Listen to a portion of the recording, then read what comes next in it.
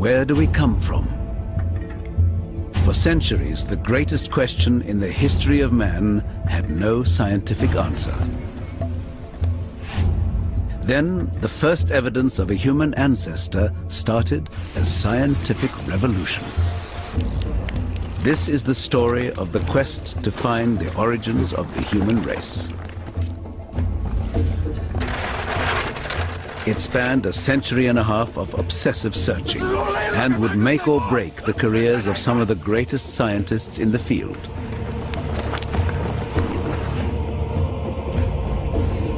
For the lucky few, chance discoveries opened a window on the hidden world of our ancestors.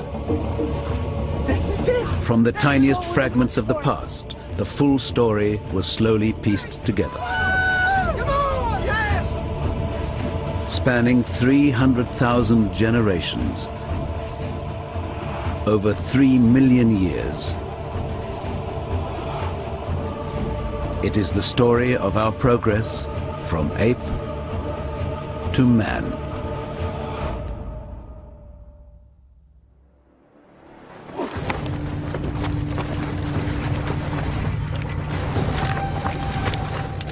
The search for the origins of humanity is a story of bones and the tales they tell.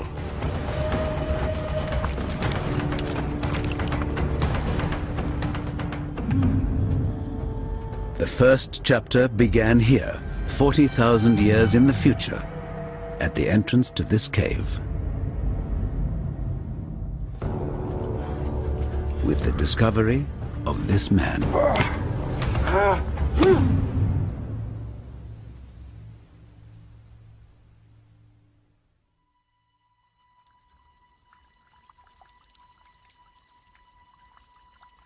The year was 1856, and the cave lies in what is now the Neander Valley in Germany. Workmen were digging for limestone, a vital ingredient in the local chemical industry. It lay under a layer of rock and soil.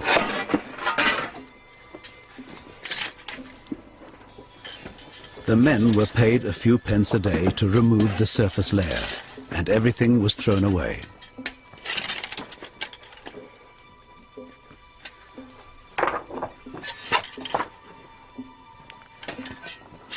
But then a spade hit something that didn't sound like a rock.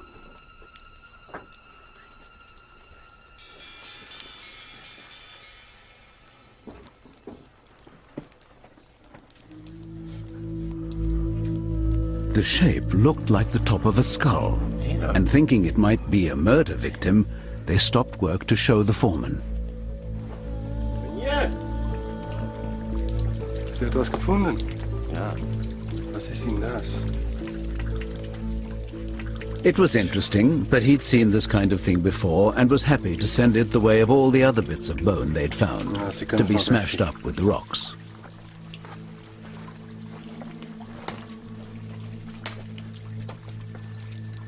Then something made him change his mind.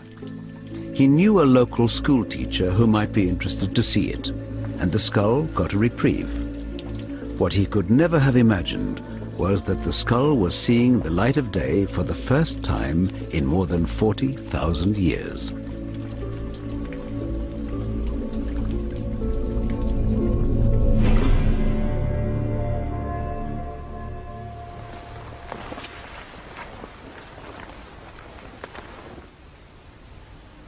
In Western Europe, 400 centuries before Christ, the original owner of the skull was a living, breathing being, a hunter, a tribal leader, a father of children, and a member of the most successful species on the European continent at the time. Neanderthal man.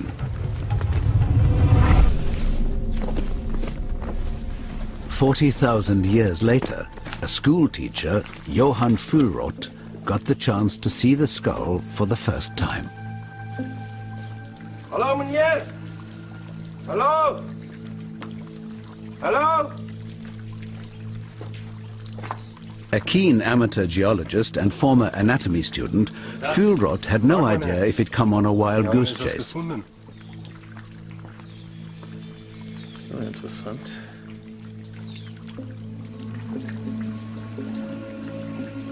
The moment he saw the skull, he knew instinctively that this was something extraordinary. It looked fossilized, which would make it thousands of years old, and it was clearly not an animal. But neither was it from a normal modern human being. This particular skull is the skull of Neanderthal, and it's big. This individual lived around 50,000 years ago, and by that time Neanderthals had developed a brain that was as large, and in some cases larger, than the modern human brain. You notice that it's rather long and low, and it's almost as if you grab the front of a human face and pull it out. You also have this big protruding nose, and in fact, look how large that nose is. So they would have looked different from modern humans if you actually saw one with the flesh on it. Over 300 Neanderthal remains have been found from Europe to the Middle East. They all tell the same story of a short, powerful physique, perfectly evolved for the world they lived in.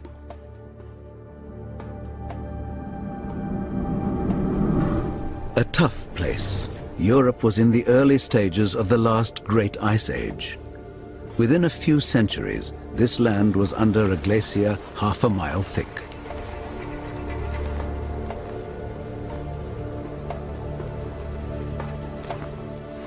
At this time, the climate was fluctuating quite extremely, and we do know that they survived some of the major cold snaps, the major glacial advances.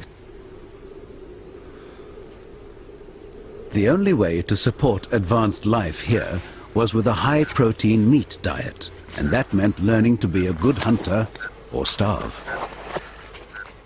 What we do know from the skeletons, that Neanderthals were very robust, they were very strong, but they also had this huge brain. The tools found with Neanderthal suggest they developed sophisticated stone technology. Their weapons were the tools of their survival and needed to be maintained. If a spear failed at the critical moment, the hunt would fail.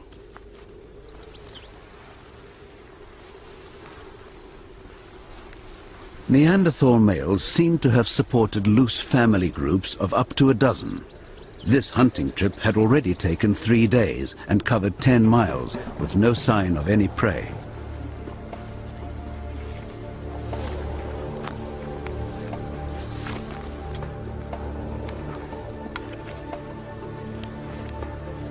Then they found animal droppings. Neanderthal nasal cavities are unique among hominids, suggesting a highly evolved sense of smell, and they recognized the scent of red deer. Rubbing the droppings on their skin helped to disguise their approach, if they could catch up with the deer.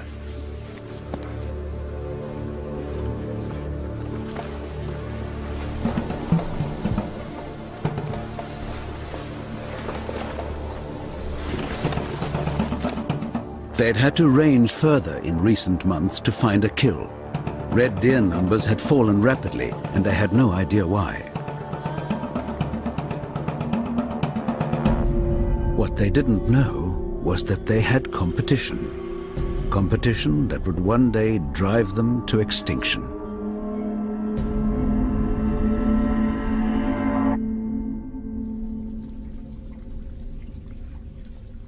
Victorian scientist Johann Fuhlrott held the evidence of an unknown ancient species. Wo habt ihr das gefunden? Wir haben es dort gefunden. Und was war da sonst noch? Vielleicht noch ein Bein. Zeig mir bitte. It's hard even to guess what the creature was without more evidence. Nur noch diesen Bein. And they hadn't got much. Und wo ist der Rest? Wir haben sie weggeschmissen. Hat's weggeschmissen? Ja. Wenn ihr jetzt noch was findet, schmeißt bitte gar nichts weg. Behaltet es für mich. Ja, meneer. Ich nehme jetzt erstmal diese 2 mit. Gut. Danke. Fuhlrott gave the bones to more qualified scientists. But even when more pieces emerged from the same cave, they completely failed to identify them. opinions varied widely, from a barbarian who'd fought the Roman legions to a lost Russian Cossack, even the victim of some unknown congenital deformity. But a new idea began to take center stage. Fuhlrott himself suggested Neanderthal might be an early ancestor of modern man. To many Victorians, this seemed the most absurd notion of all.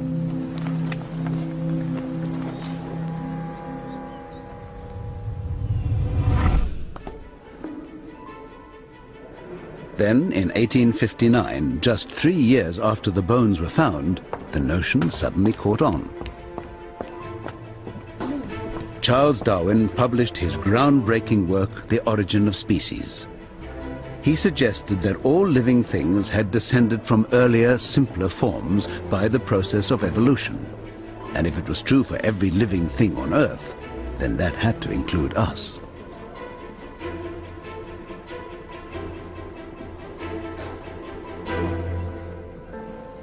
In 1859, Darwin publishes The Origin of Species. And a lot of people think that this book was paid attention to, but it wasn't. Most people couldn't care a jot about whether a fish evolved into an amphibian. No one cared. The big question, the question that everybody wanted to know is, where did we come from? And it's in the 1850s and 60s that science steps to the plate and says, I'm going to give you the answer. And boy, did they give us an answer. If humans had evolved from a simpler form, the implication to the scientific mind was obvious and disturbing. Humans could only have descended from apes. The impact on the Victorian psyche was profound. Many believed the theory of evolution made them little more than animals. Darwin stayed away from that question. He knew he was going to get into trouble. He writes to friends and says, I'm not going to talk about that. Far too controversial. And it's up to other people, new scientists, a younger generation of scientists, coming on in the 1850s and 60s, seeing an opening, seeing that they could make a career if they were to answer this question, where do humans come from? Inspired by the Neanderthal bones, evolution became the hottest topic of the age. But it would stay little more than a theory without more evidence. Scientific attention turned to an ancestor that would link us to the apes. An ape man, a missing link, and they would go to the ends of the earth to find it.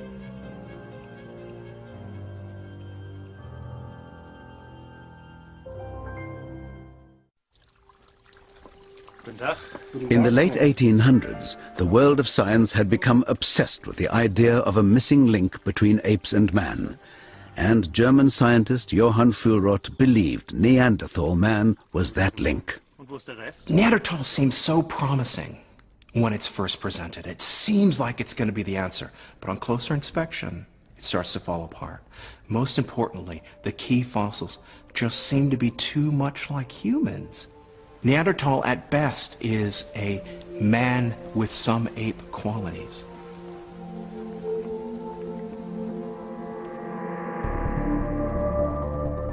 Traveling back in time, our Neanderthal stood just 3,000 generations behind us, at around 40,000 years ago.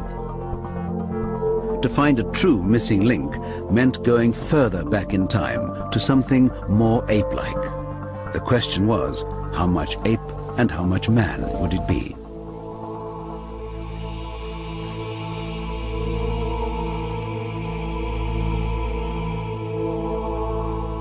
I think the idea of a missing link came from a very simple view of evolution, and it's not surprising it was simple because, of course, these ideas were in their infancy. But people had this idea of fixed types. There were humans and there were apes. And an evolutionary transition between those two types would somehow combine the features of both types. There was no real conception that evolution could operate over vast periods of time, and there could be complex mixtures of characteristics. So people were looking for something essentially that would be halfway between a living human and a living ape. But where would the evidence be found? By the 1880s, it was believed this had to be where apes and primitive people lived side by side. And so the search moved from Europe to Southeast Asia and the Dutch island colony of Sumatra, home to both man and ape.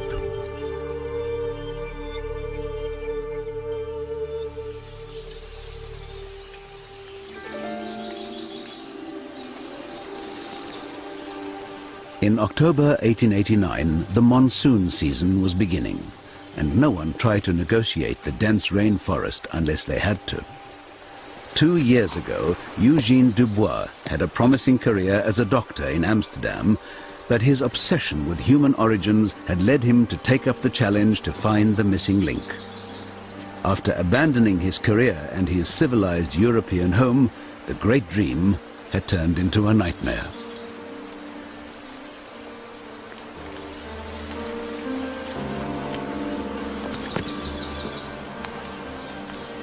He's invested everything that he had into finding this missing link. Dubois was the worst kind of person to go out to the field because he had no experience. He doesn't know how to teach his crew. He doesn't know how to take care of them. They're out in the field. It's raining. It's a complete shambles. He'd found caves which he hoped would produce the fossils he was looking for. They hadn't. His engineer had given up digging, and all but a few of his convict laborers had run away or were sick. To make matters worse, Dubois had malaria. The same deadly disease had already claimed the life of his first engineer, and he was about to lose all patience with the second.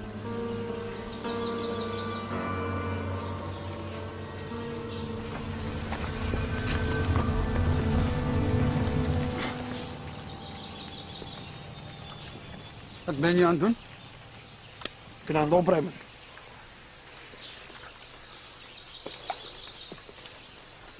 Ik moet betalen om dingen te vinden. Wat heb je nou eigenlijk gevonden in de afgelopen 2 weken? Hm? Genoeg. Daar is dit. His engineer had just lost his workmate and he hadn't been paid for a month. But this meant nothing to Dubois. Poor Eugene, he desperately wants to find something, desperately wants to make a name for himself. He comes up with absolutely nothing.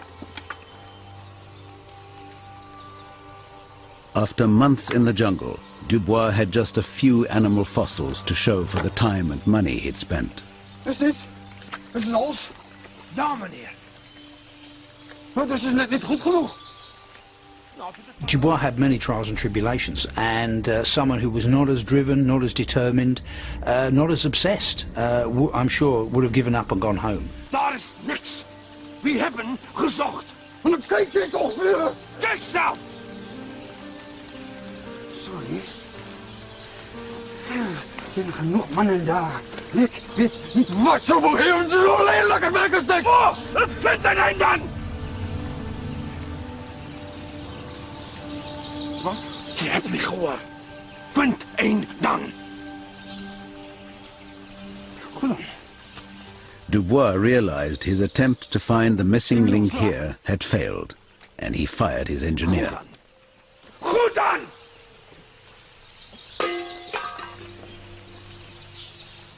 They leave Sumatra and he goes elsewhere. And he frankly doesn't know where to look other than somewhere in the East Indies.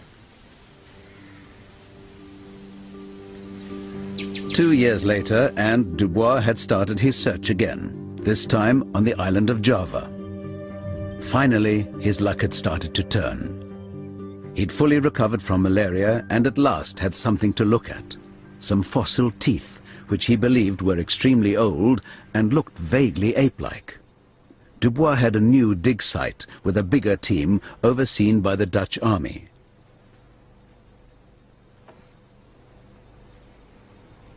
Every so often they brought him material they thought might be of interest, and one day, in October 1891, he got another batch.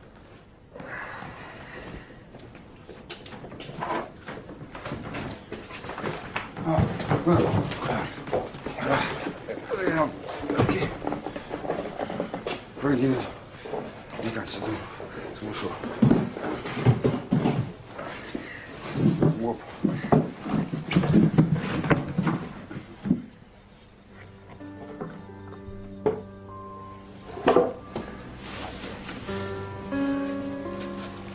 It contained a fossilized skull.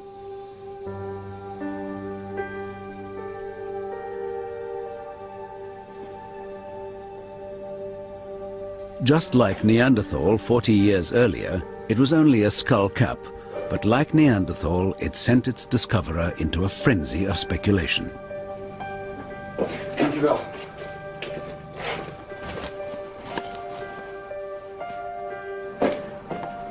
The surrounding forests were home to a variety of apes, but he knew that this was not from any known ape. It was too fine. The brain cavity was clearly large, yet obviously not a human skull. So, could it be an early human ancestor, closer to our ape-like origins? The only thing he could compare it with in his mind was Neanderthal.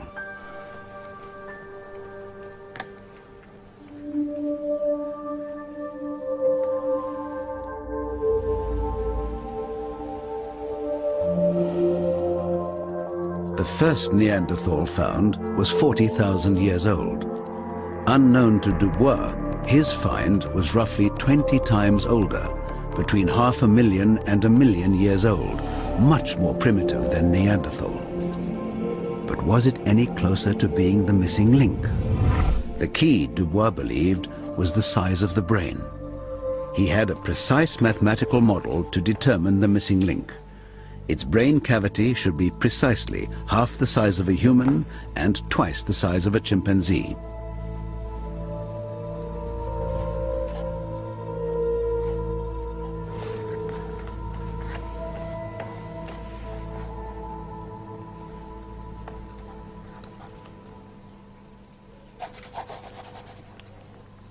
But when he calculated the brain cavity of this skull, it was the wrong size. Too big for the halfway point, therefore too big to be the ape-like creature he had imagined.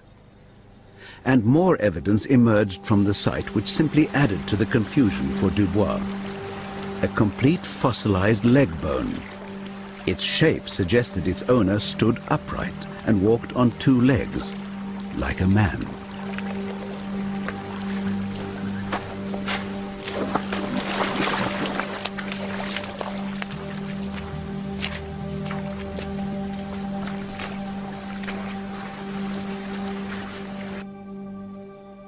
Dubois couldn't change his evidence, so he changed his model. He decided that the missing link had to have a brain almost as large as our own. And he was so convinced by his meager evidence that he wrote to the Dutch colonial government announcing that he'd found the missing link.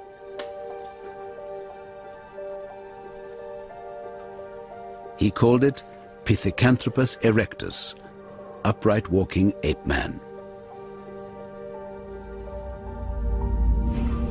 One of the most successful hominid species ever to walk the earth.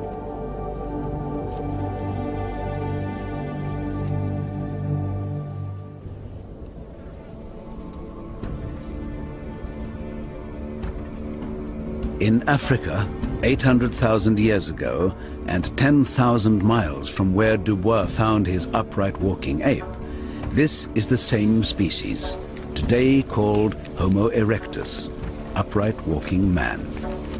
They'd been able to colonize Africa, Asia, and beyond thanks to a unique combination of physical and mental qualities.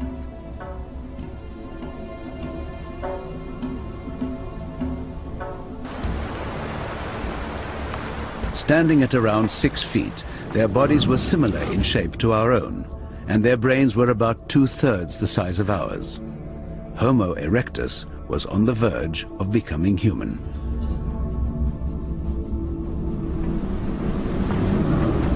One of the main reasons for this was diet, because for the first time in our evolution, we had access to the concentrated protein of meat. Yet there's no evidence that Homo erectus was a true hunter. This antelope was most likely scavenged from a leopard kill, the spears used to drive away the predator.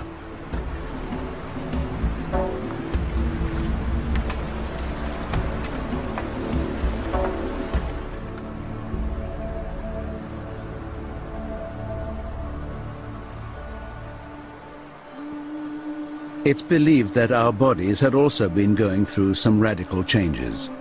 For the first time in our evolution, body hair was disappearing, partly because Homo erectus' skin had developed complex sweat glands.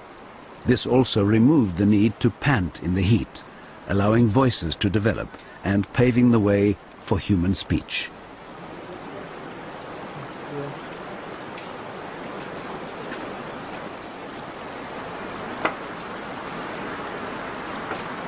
But it's their stone tools that showed how advanced Homo erectus had become.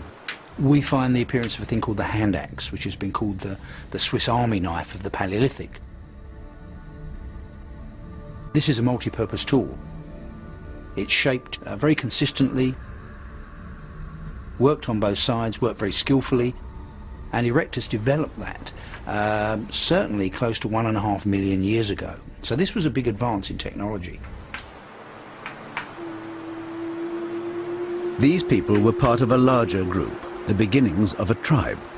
But they stayed together as a tight-knit family, and there is evidence that they had learned to care for each other through sickness and injury.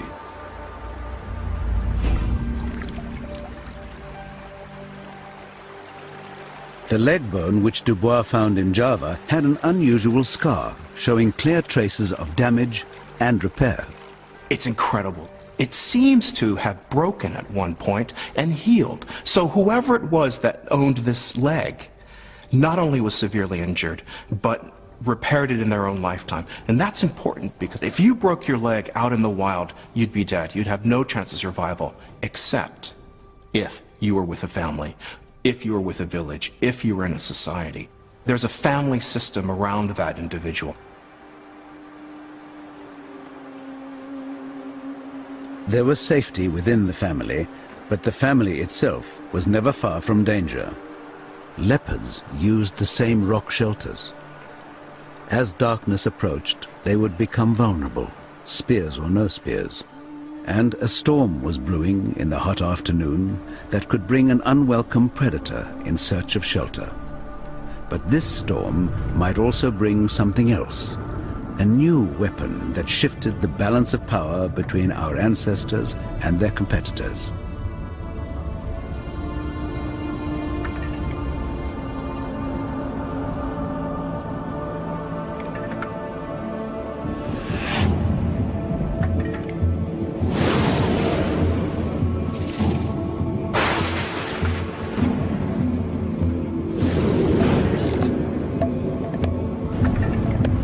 One of the most important pieces in the human evolutionary puzzle, a gift from nature. Every animal on Earth that had ever encountered fire had run away from it. Homo erectus was at a crossroads of human evolution. If they could do the unimaginable and conquer their instinctive fear, they would harness a new power. They just needed the nerve to reach into the blaze.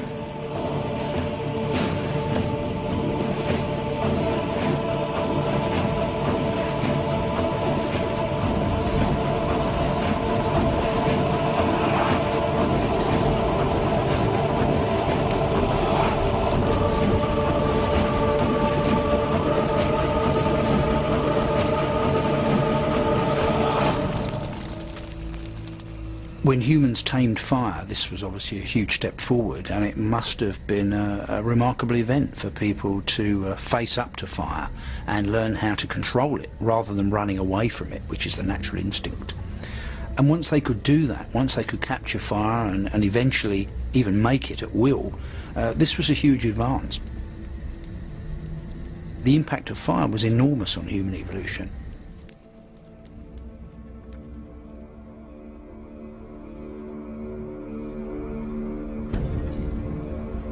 The technology of fire gave Homo erectus heat, light, and protection on their travels, helping them to migrate across the world from Africa to Asia and beyond.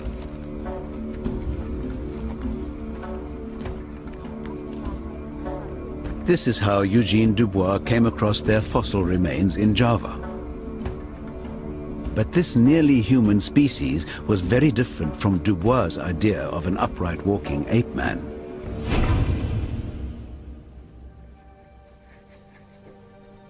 In his mind, he'd found the perfect mix of ape and human characteristics for a missing link.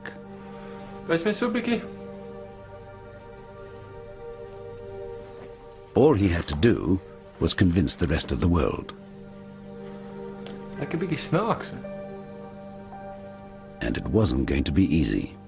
I think he must have thought that the world was ready for this, and when he announced it, the world of science would be at his feet for making this great discovery that the world had been waiting for.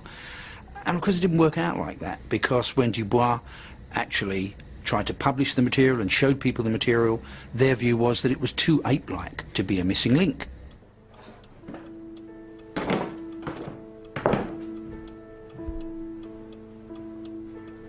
Dubois was convinced to the end that his fossils represented a missing link, but the scientific world did not agree and rejected his claim. Because he never attended his own dig, he couldn't even prove his pieces belonged to the same creature. The verdict of most experts was that the leg was human, but the skull looked like an unknown species of ape. He leaves Dutch East Indies, he goes back home, and no one's paying any attention to his work. No one's paying attention to his fossils. And it must have just broken his heart. He ended up basically assembling his fossils and said, right, if you're not going to pay any attention to me, you're not going to get access to my material. Must have been one of the greatest sulks in scientific history. If you don't believe me, you can't look at my stuff.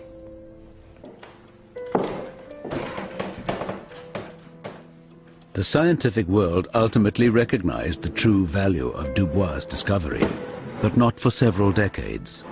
In the meantime, the search for the missing link continued.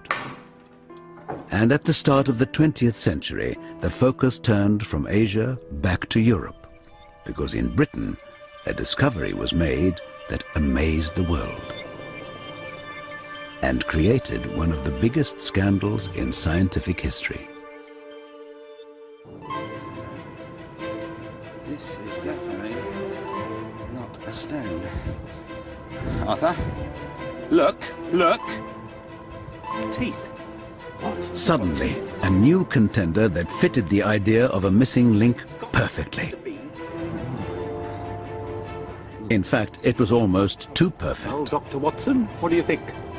But then, forgeries often are.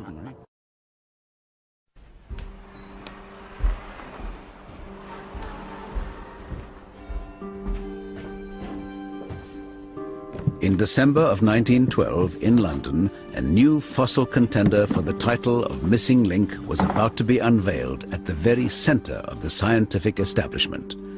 This time, the experts were ready to be convinced, because this was the perfect ape man. And it was British.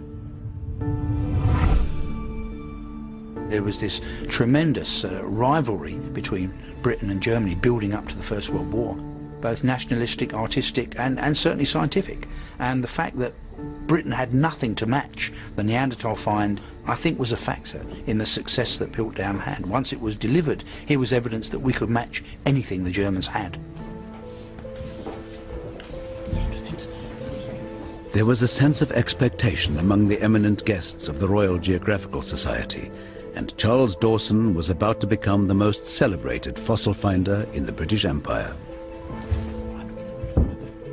Gentlemen, may I introduce you to Piltdown Man. The reconstructed skull showed the exact combination of features everyone had expected to find in the missing link. What they felt at that time, that the essence of humanity, the essence of being human, was the large brain size. And their concept of the missing link was a large brain mixed up with some ape-like characteristics. And this is, of course, what Piltdown Man was.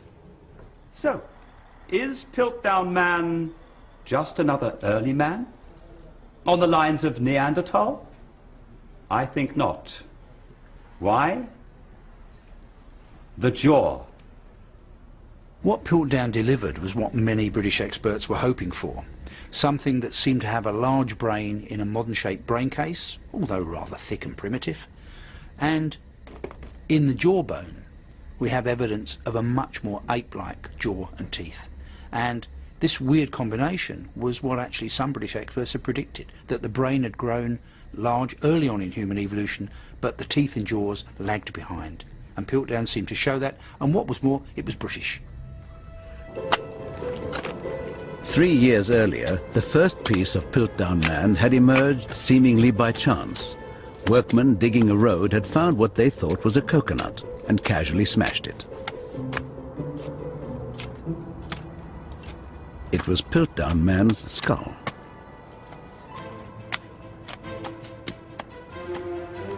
Charles Dawson was an amateur fossil hunter with a burning ambition to find something truly earth-shattering. He'd walked past this site regularly in the hope that something significant might emerge. Anything today? His perseverance was finally rewarded. We've got this. When he examined the first piece, he instantly recognized it as a skull fragment. Where's the rest of it? And there could be more. Be in there somewhere. Do you think you could find it for me? Try. Agreed? I say yes. Yeah. All right? Good. Dawson knew he was onto something at last. But to get maximum exposure for his find, he knew he'd need to involve an expert.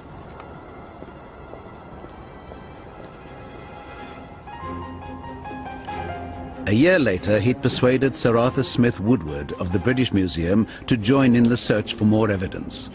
The skull fragments looked vaguely human, but they hoped to find evidence that its owner could be older and more primitive. Evidence of something more ape-like. And in a surprisingly short time, they'd found it. This is definitely not a stone. Arthur, look, look. Teeth. What? We've got teeth. The evidence seemed conclusive, and with Smith Woodward's support, Dawson felt able to make his boldest claim. It is my conjecture that what I have termed the Anthropus dawsoni, Dawson's Dawn Man, is nothing less than the missing link we have searched for so long. Thank you. For the British scientific establishment, here at last was what they'd long wished for, the perfect missing link. A big-brained British ape man. The fossils are perfect for a missing link. Some of it seems to be human, some of it seems to be ape. It just fits perfectly right in between. In your search for an ancestor, that's what you want. You know, it was almost too good to be true, but because everyone was looking for something, because everyone wanted to find that first Briton, nobody dug deeper. Gentlemen, please, gather round. It seemed the missing link had been found. Yet while Dawson savored his moment of glory, his audience was unaware they'd all been taken in by the greatest hoax in scientific history, and it would take decades for the truth to be revealed.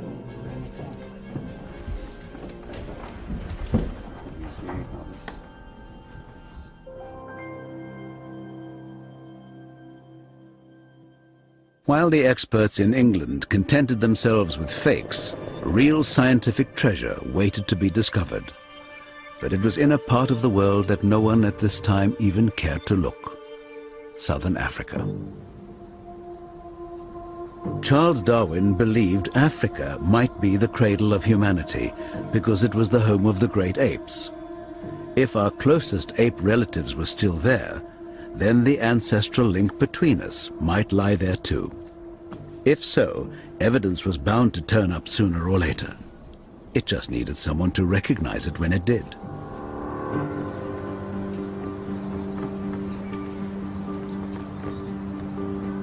"31-year-old Australian doctor Raymond Dart had recently arrived in South Africa to begin his teaching career.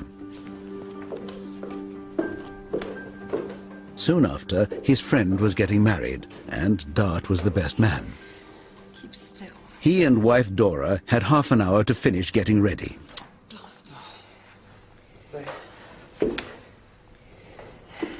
say, I'll have to put it back on. But Dart's mind was elsewhere. He'd been collecting fossils for the last few months, sent to him by students and colleagues. A week ago, he'd got news of a spectacular fossil found in a nearby lime quarry, and it had just arrived by train.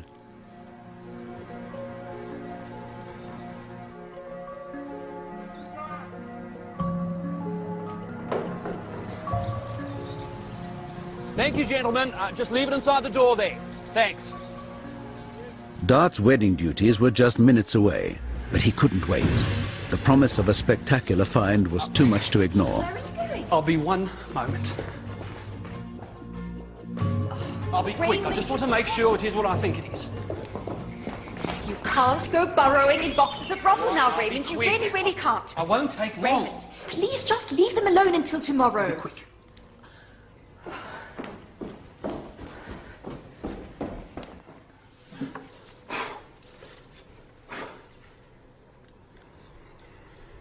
The first thing he saw was material he'd seen a dozen times before. But then, something he could never have dreamed of. A brain. To be precise, the space once occupied by a brain, now filled with fossilized sand.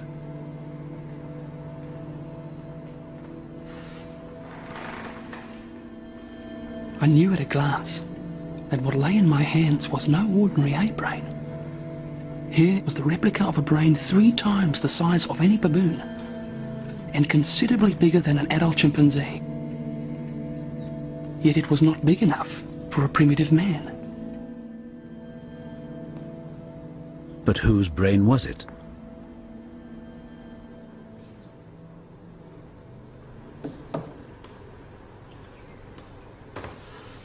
Dart looked to see if there was more of the same creature.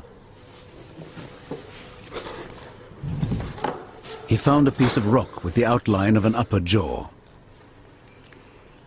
Behind it, a hollow space. When he matched the brain to the hollow, it was a perfect fit. He realized he had both the brain and skull of an unknown ape man, but the face was buried in solid rock. Raymond, Christo is here. Yeah, sorry. Please, this is getting silly. Powerless to reveal its identity immediately, but Dart knew just a few inches of rock separated him from a momentous revelation.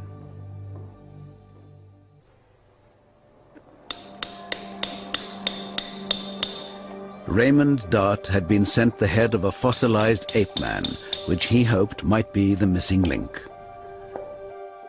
But it was buried in a lump of solid rock. It took him 7 weeks of painstaking work to reveal its identity.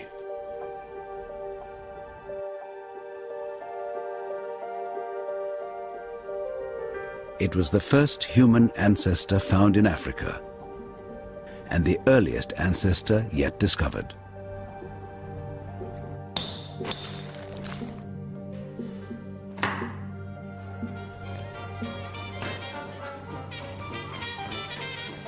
The moment of truth came on Christmas Eve, 1924.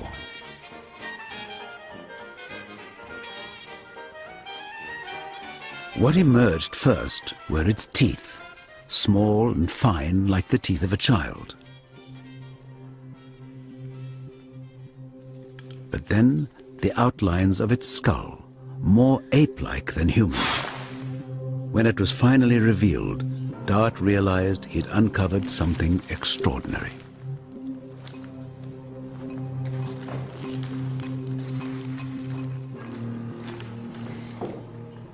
A combination of human and ape features that had never been seen before in the face of a child.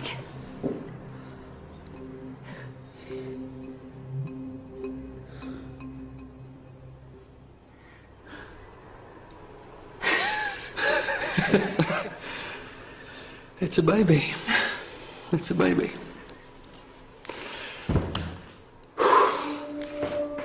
The fossil had been found in a limestone quarry at a site called Taung, so Dart called it Taung Child. Its scientific name is Australopithecus africanus, the southern ape of Africa. She stood further back in time than Neanderthal at 40,000 years, or Homo erectus at over 500,000. Piltdown was assumed to be around 1 million years.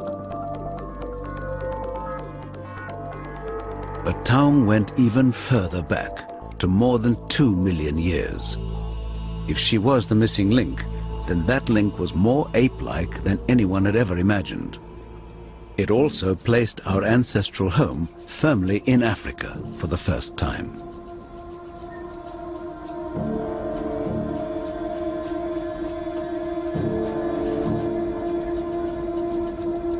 In South Africa, 2 million years ago, the world of Taung Child, just like the savannah today, was a place of food scarcity. There were no easy pickings.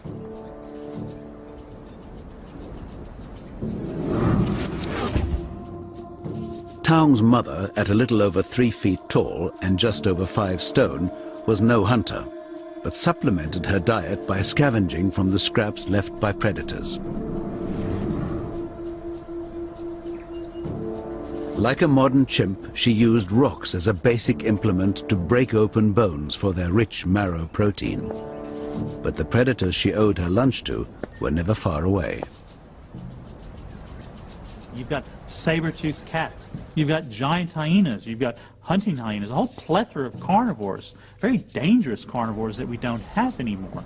And they would have all been eating or going after things like the Taung Child or even Taung's mother. Absorbed by the remains of a carcass, the mother had placed her child a short distance away in the shade of a tree. Her 3-year-old was the size of an 18-month human infant and had no protection apart from its mother. She knew there were threats, but she'd keep one eye out for the child, like any parent.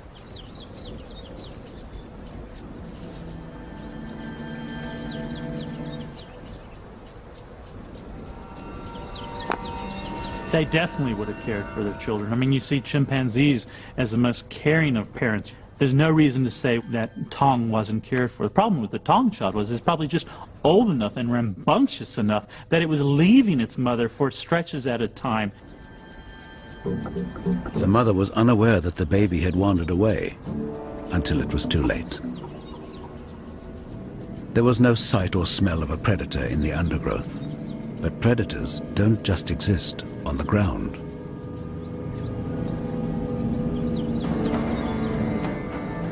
You've also got a threat from eagles. They've been documented to take human children up in Kenya to the age of 6 years of age. I mean, an eagle has these incredibly strong talons, greater, it's a lovely quote, greater lift-to-weight ratio than an F-15 fighter jet.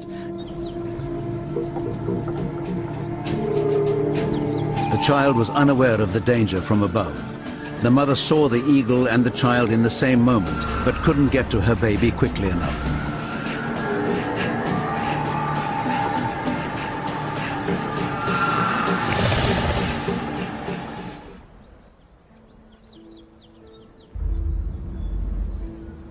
Taung's skull was found with eggshells and other broken skulls, typical of deposits found in eagles' nests. A lot of the skulls, interestingly, have these V-shaped impressions from this eagle's beak going through, because preferentially they eat out the brain. Very rich, nutritious source of protein. This small, defenseless creature was Raymond Dart's missing link. Valentine's Day, 1925, just 2 months after Taung Child had first emerged from the rock.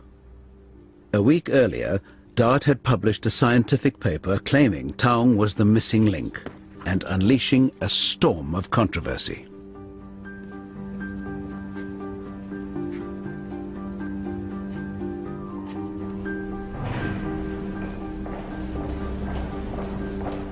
Dart thinks he's got the missing link. But there's also this Piltdown specimen that matches what the scientific establishment thinks. Brain growth was thought to have driven human evolution, and Piltdown had a large brain and ape-like teeth. But Taung had the opposite, a small brain and human-looking teeth. The whole mix of different features that you find with the Taung child really is quite interesting. It's a whole reversal. It's more like a man-ape than an ape-man. And it's a complete different mixture of features that the world hadn't seen and the world actually wasn't ready for. Have you seen Professor Dart? The biggest experts in this field all backed Piltdown. Any sort of voices of doubt were generally just overridden by the authority of these people. Dart's publication directly contradicted the scientific establishment. Could anybody tell me where I can find Professor Dart? He sent it to London to be reviewed by the world experts, the same experts whose views he contradicts. And these so-called experts dismiss it because they've got their money on the other horse. He had one ally in his struggle for recognition, Dr. Robert Broom, like Dart, an anatomist and fossil collector. Broom had the reviews from London. Raymond, I thought you'd be interested in these. Some responses to your short paper in Nature. There's one there by Sir Arthur Keith. What does he have to say? Not very encouraging, I'm afraid. He places Taung in the same subfamily as gorillas. What? How? Well, he says here, the brain is clearly too small to be a human ancestor. The experts lined up to condemn Dart's description of a fossil they'd never even seen. How can he know what's too small or too big? How can he possibly claim that a human ancestor's brain had to be a particular size? What's his yardstick? A standard sized bowler hat? What's the matter with it, Robert? Do they think I'm making it up? So what went wrong for Raymond Dart? Wrong man, wrong place, wrong thing. He's the wrong man. He's an Australian. He's not part of the establishment. It's the wrong place. Southern Africa. Everyone's expecting another place, either Europe or Asia. It's the wrong thing. He calls it an ape. Everyone thinks it's an ape. Well, if it's an ape, where does it fit in the story? Taung is showing so many points of affinity with the gorilla and the chimpanzee that there cannot be a moment's hesitation in placing the fossil in this living group. How can he say that? I don't know.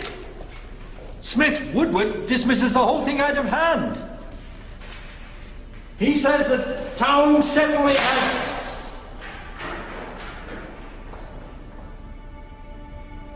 Sorry, old man.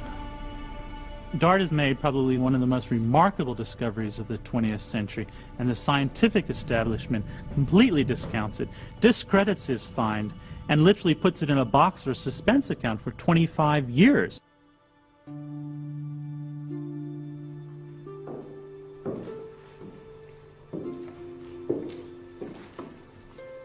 In the 1920s and 30s, the most widely read textbook on human origins did not even mention Dart's find.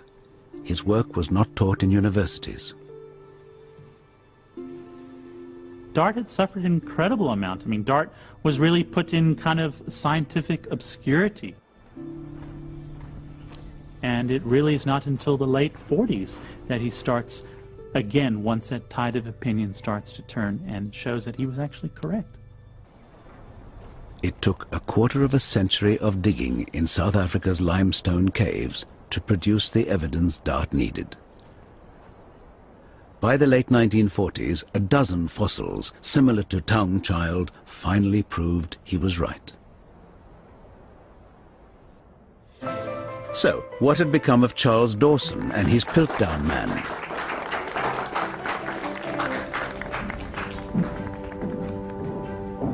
"40 years after it emerged as the prime contender for the missing link, the Piltdown fossils were examined scientifically for the first time. and finally revealed for what they always were, an elaborate hoax. There was embarrassment and puzzlement, astonishment, disbelief in some cases that this thing was not genuine.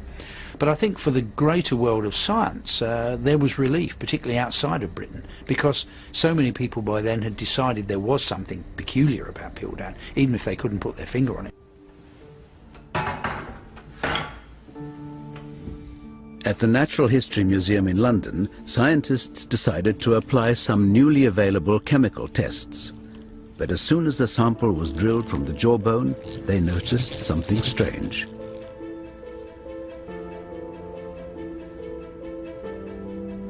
The distinct smell of burnt flesh. This could only come from organic bone, not fossil. So the jaw couldn't be more than a few thousand years old. And clear marks could be seen on the surface of the teeth. Scratch marks. Originally from a modern ape, they'd been filed down to look human.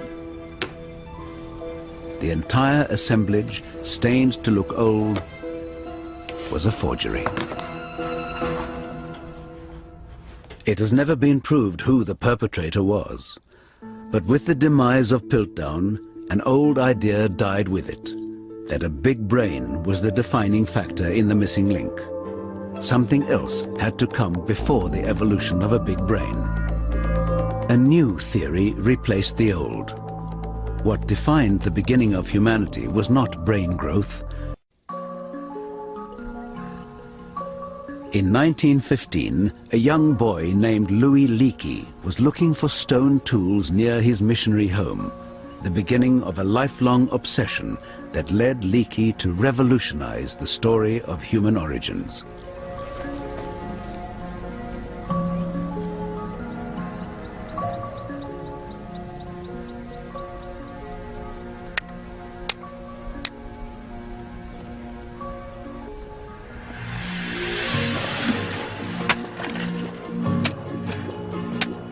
"44 years later, Leakey was looking for the missing link, and the search had taken him to what is now Tanzania. Leakey had persuaded the scientific world that what defined the first human ancestor was tools. Now, all he had to do was find one. He was supported by his second wife, Mary, and her son, Jonathan, just out of school. Oh, you got something, boy. They found plenty of stone tools, but no sign of Leakey's tool maker. He'd been looking here for 22 years. His luck had to change soon.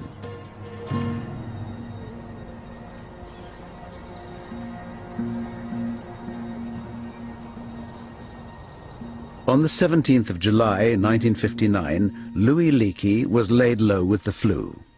Major work at the dig site had slowed while he recovered, but it was a day that would make his career. In the cool of the early morning, Mary took the opportunity to walk her dogs and headed away from the camp.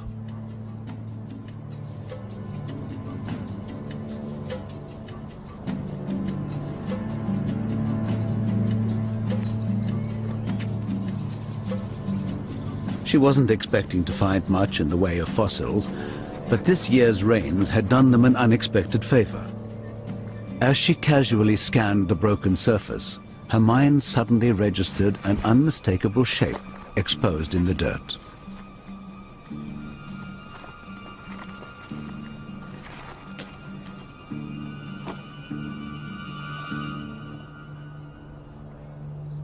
The top of a skull.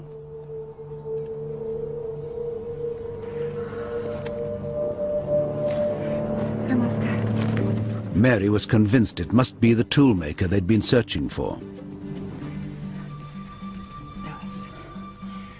Lois, darling, please wake up. I found something very important. Darling, please, I know you're not feeling well, but try and wake up. What have you found? I don't know. That's why I want you to come and have a look. You're gonna have to help me.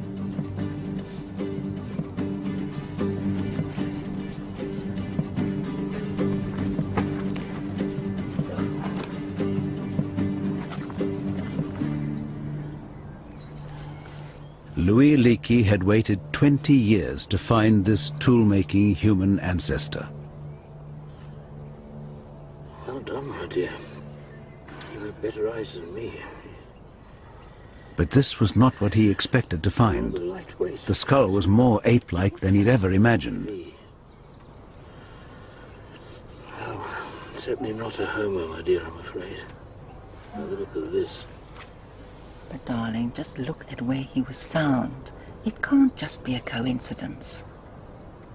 Yet it was in the same geological layer as the tools.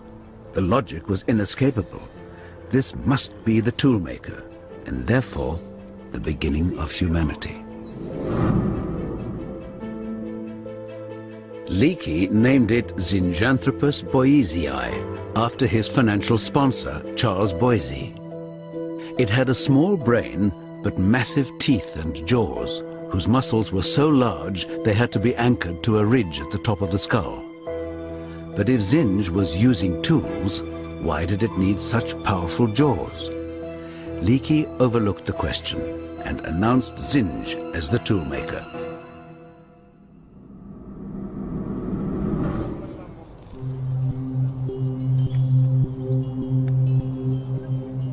For a year, the scientific world accepted Zinj as the tool-making missing link. Then, in 1960, Leakey completely changed his mind. Mary was on her way from the camp into town one day when a can was dislodged in the back of her Land Rover. When she stopped to fix it, she noticed a familiar shape in the earth, another piece of skull, of an entirely new, more human-like species.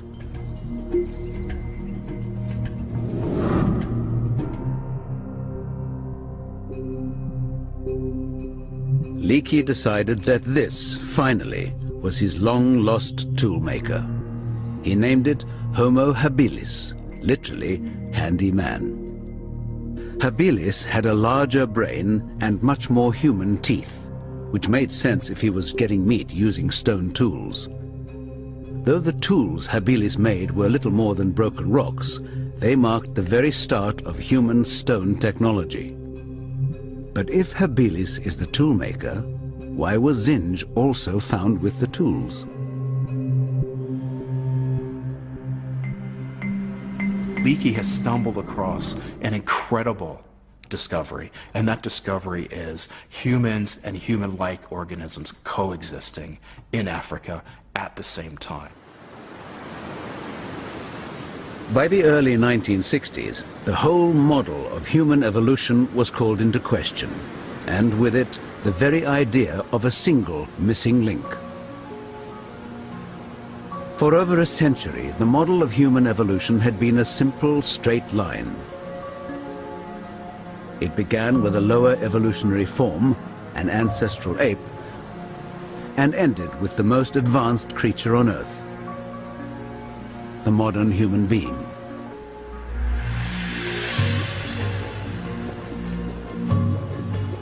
And somewhere in the middle, there had to be a missing link between the two. So, when Leakey found Zinj, it took pride of place. Until a new candidate arrived. All of a sudden you have Habilis, this more human-looking animal. Both these fossils date to the exact same age, about 1.8 million years of age.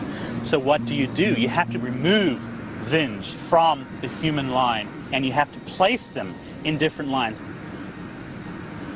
And what is most amazing thing, in the same valley, within meters of each other, you have two species living side by side. And that changes or makes a whole paradigm shift in how we view human evolution. And so this line is all of a sudden broken apart. Suddenly, what had been a single line of descent had been replaced by a series of lines that connected to form a giant family tree. In the years between 1925 and 1965, over 100 hominid fossils were found and categorized in South Africa alone, and they can all be placed in relation to each other by accurate dating. Some species are evolutionary dead ends, while others appear to be part of a line that leads to humans. But a number of human-like competitors occupied the Earth at the same time, with several routes to humanity. The only way to cut through the confusion is to go further back in time, to the root of the human family tree.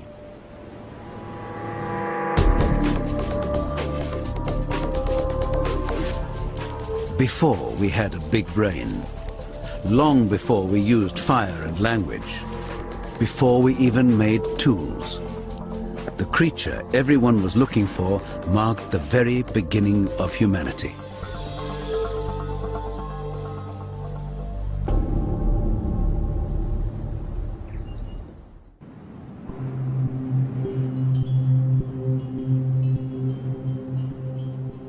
On the 30th of November 1974, an American-led team was searching for the oldest human ancestor on Earth. And the search had a new focus. The northern end of the Rift Valley in Ethiopia. It was then possible to date rocks very accurately, so it was possible to be more precise than ever before about where to dig.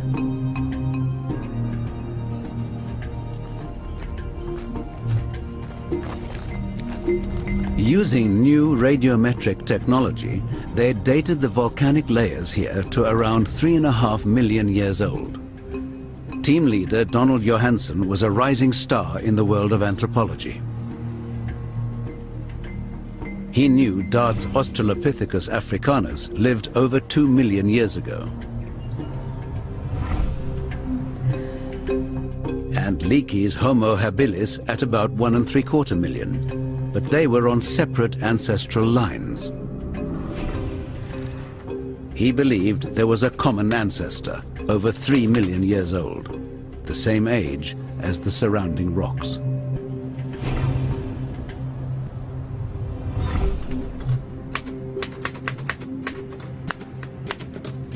Johansen had been kept away from any digging by essential paperwork, a chore he was determined to finish. But his colleague, Tom Gray, returned from the site with other ideas. How's it going? Actually, very boring. There were areas they hadn't surveyed for a while, away from the main dig. You need a break? I was thinking of taking a hike out to Bed 3. Yeah? You want to come? I don't know. I gotta finish this. I mean, this is pretty urgent. I gotta do something. The urge to do what he came here to do finally got the better of Johansen. Let's go.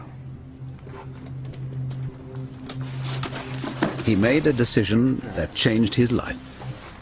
They headed away from the site to explore a couple of isolated gullies. They had no idea they were just a few hundred feet from the greatest fossil find in history.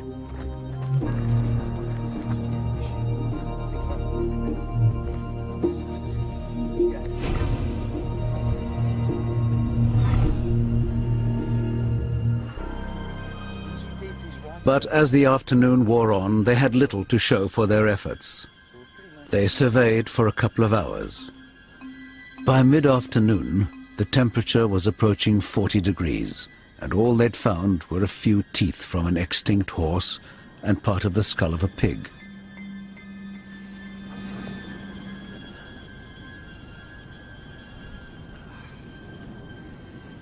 They decided to head back to camp.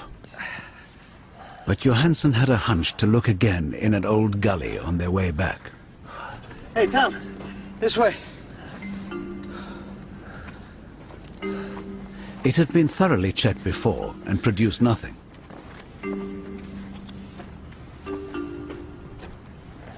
Hey, man, what's up? But today, something caught Johansen's eye. Come here, Tom. A shape in the dirt that just seemed too regular to be a stone. See that? It was a fossilized arm bone. That's an arm. It's a hominid arm. And there was more. That's hominid too. Parts of a small skull. jaw, pelvis, arm. Oh my God, this is... In all, nearly 50 pieces of fossilized skeleton. Watch your feet.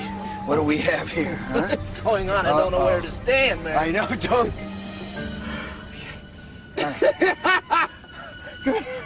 This is it! This is what we've been looking for! I can't believe it! One unbelievable thought went through his mind. What if all the pieces fitted together? Could they be parts of a single, extremely primitive skeleton? Hey, guys! Come on! Come on! Yes! If Don Johansen was right, he was looking at the most complete skeletal remains of our earliest human ancestor yet discovered.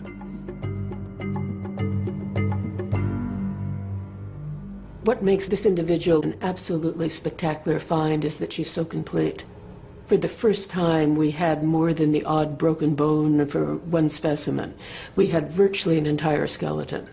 What's missing on one side is present on the other side.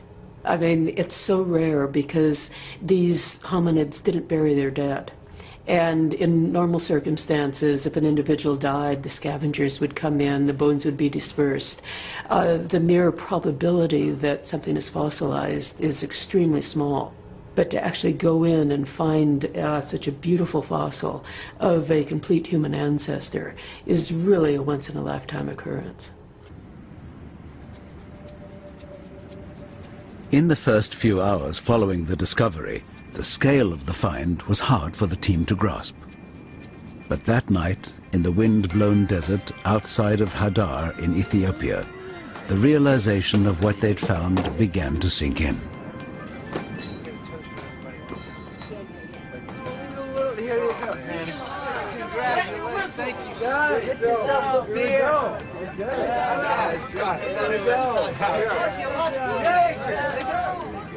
Inspired by a tape of the Beatles' song Lucy in the Sky with Diamonds, the new fossil picked up a name, Lucy.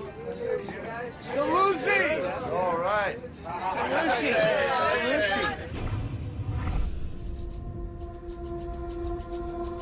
In Ethiopia, 3.2 million years ago, lived Australopithecus afarensis, Lucy.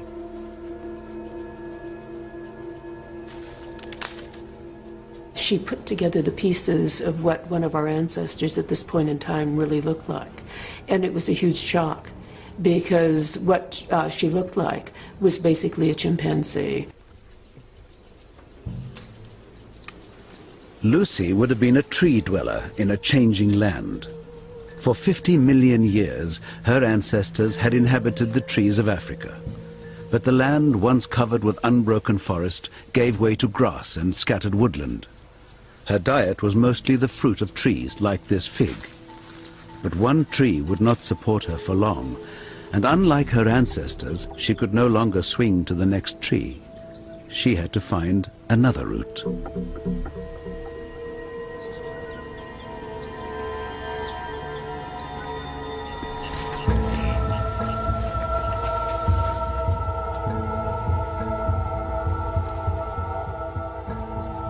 Lucy did something no ape had ever done.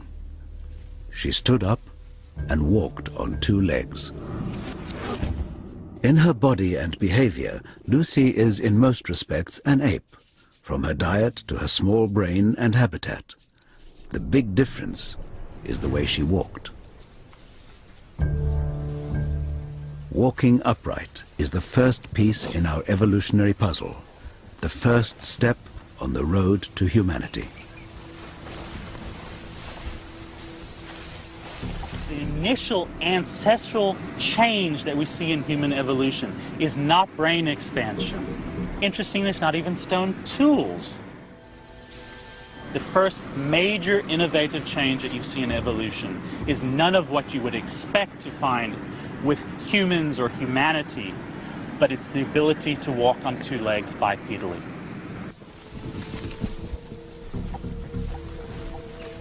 And it made the difference between Lucy surviving or not. She was on the constant search for food, and that meant finding new trees to feed in. She spent as little time on the ground as she could because she knew she was vulnerable. Lucy had no defense against leopards and saber-toothed cats, except the refuge of the trees. But standing upright, she could see further than any of her ancestors.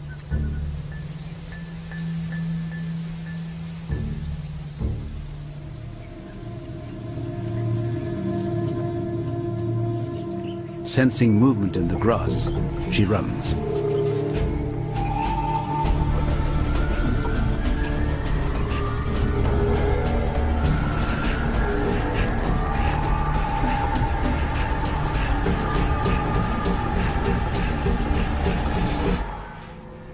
Whatever it was, predator or not, it had gone.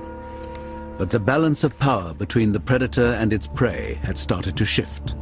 The simple act of walking upright started an evolutionary chain reaction.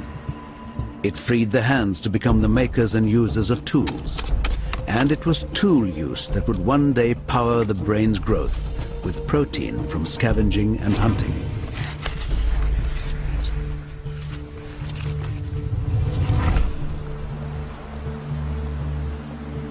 But it all began here with Lucy.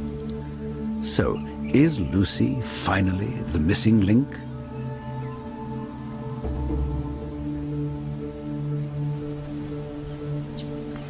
In a sense, Lucy is a missing link, but they all are missing links.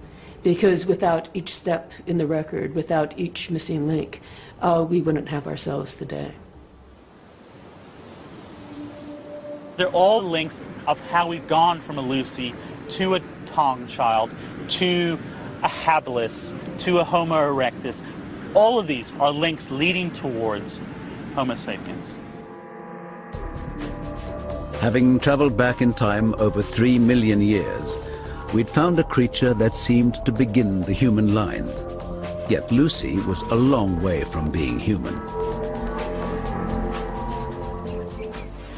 We found the common ancestor of all the things that are human. But at the end of the day, it's a bit empty. Look what we don't find with Lucy. We don't find culture. We don't find the things that make us human. We don't find our humanity.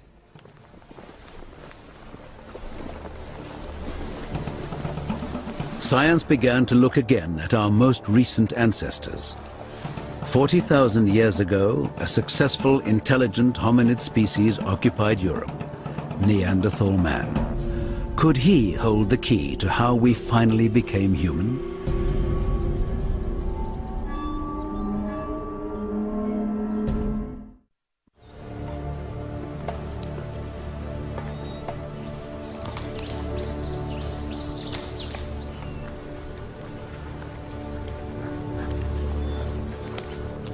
"40,000 years ago, Neanderthal hunters on the scent of red deer in the forests of Western Europe.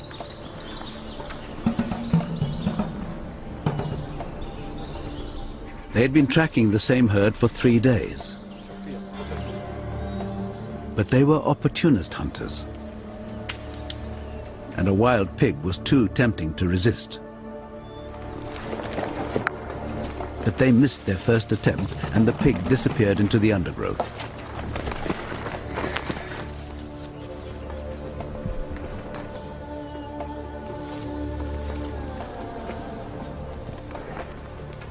The Neanderthals worked out a plan to corner their prey. The ability to organize and communicate, to exercise a plan, were all advanced human skills. The question was, did they originate here with Neanderthal? Exactly how human were they?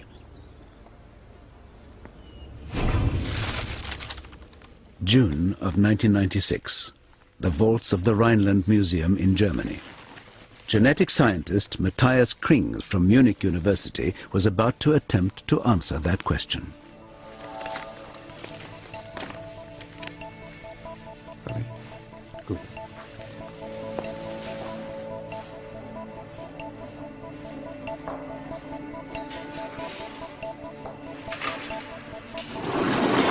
Museum curator Heike Kainitsky allowed Krings to examine the original Neanderthal bones found in 1856, the evidence that began the quest for our origins.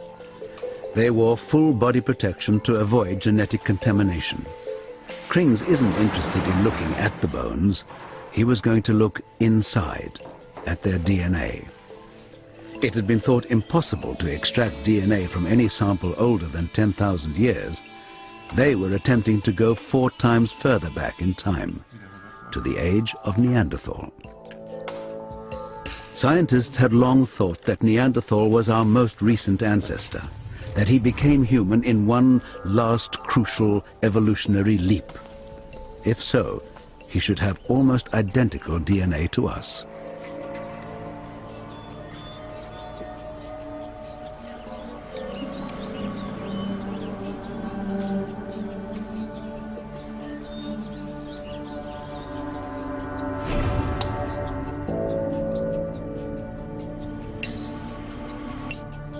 In Munich, Matthias Krings finally had the 2 sets of DNA results, Neanderthal and modern man. Und? Was siehst du? Was sehe ich? Ich habe keine Ahnung, was ich sehe. Das kann doch wohl nicht richtig sein. Between any 2 people, there should be an average of 8 differences in the same piece of DNA. But between the human and Neanderthal samples, Krings counted nearly 4 times as many differences. Das ist was anderes. Das ist was völlig anderes. Ich habe sowas noch nie gesehen. Mann, bist du dir sicher?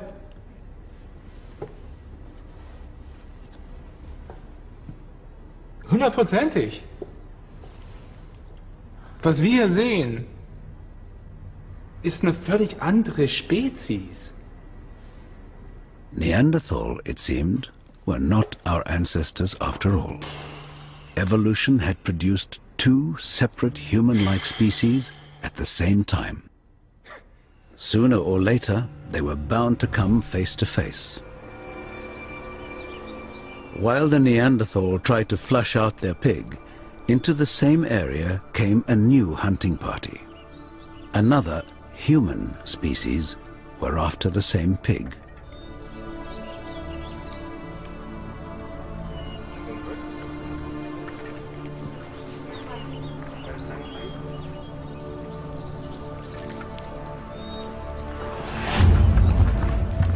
At the time Neanderthals went to extinction, we know anatomically modern humans, people like us, had also moved into Europe and were competing with them perhaps for those areas where it was slightly easier to catch the game. Modern humans that have larger group sizes, more efficient tools maybe, they might be just that better at hunting. The Neanderthals' plan to corner the pig had failed. They'd lost sight of it in the undergrowth. Then it seemed to have broken cover, further down the hill. In fact, the modern humans had got there first.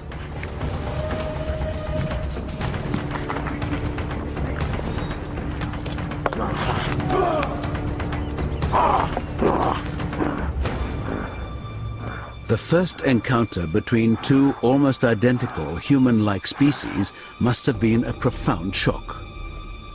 In this tough Ice Age world, there was only room for one of them.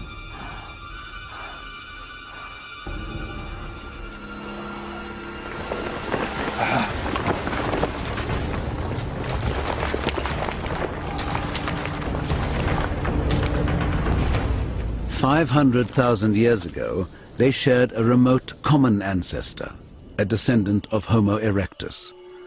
From their African homeland, their ancestors migrated across half the world, spreading as far as Southeast Asia and into Northern Europe. Here they would emerge as Neanderthal man.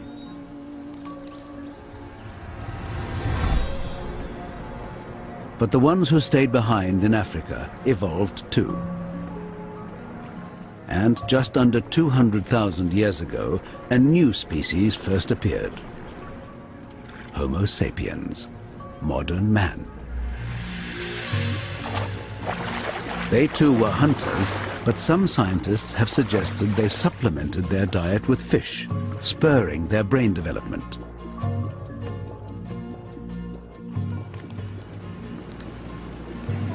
The evidence suggests their culture developed faster,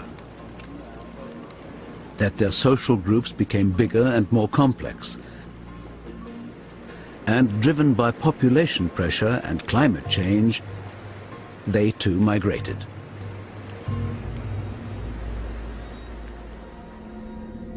It took 150,000 years to spread from Africa to Europe, and as they moved further and further north, their appearance changed.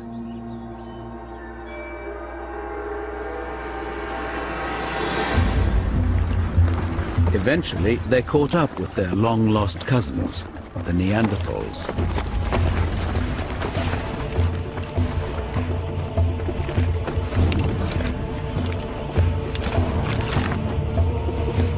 The European continent was losing one of its oldest, most successful species.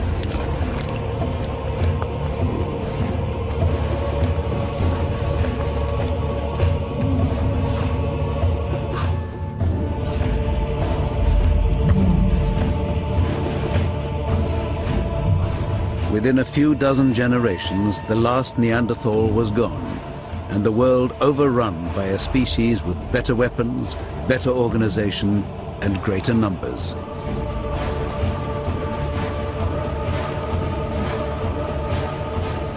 Modern man.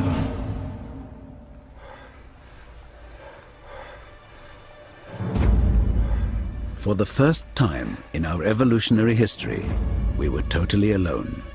The last surviving hominid species on Earth.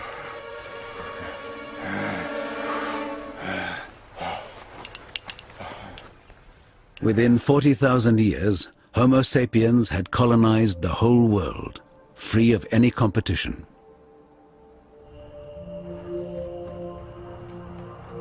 This is finally us. Physically, the result of 3 million years of change since Lucy. But we are also fully human in our mind, and it's that which has given us the critical edge. The one thing that Neanderthals didn't do that we know that early modern humans did was express themselves artistically. The social systems that humans have, the richness of communication between humans, not just speaking but symbolically, must be part of the success of modern humans, and it may well have given us the edge over Neanderthals and the other species that were here 50,000 years ago. That same mind that gave us victory over our rivals one day asked the obvious question: where did I come from? For over 150 years, we've been searching for the answer to that question, and each piece of evidence has brought us a clearer and clearer picture of our past. But the search hasn't stopped. Many people say the more you find, the more there is to find. But I've been in the field long enough to know that almost every year an important discovery is made. I keep telling my students I never give the same lectures twice. I mean, it's a hugely dynamic field. Uncovering our evolution so far has been a remarkable adventure, but it's one that is still not over. It leads us to wonder, what else is out there? What else are we going to find? In the next 10, 20 years, as paleontologists explore parts of the world that we haven't gotten to yet, who knows what we're going to find?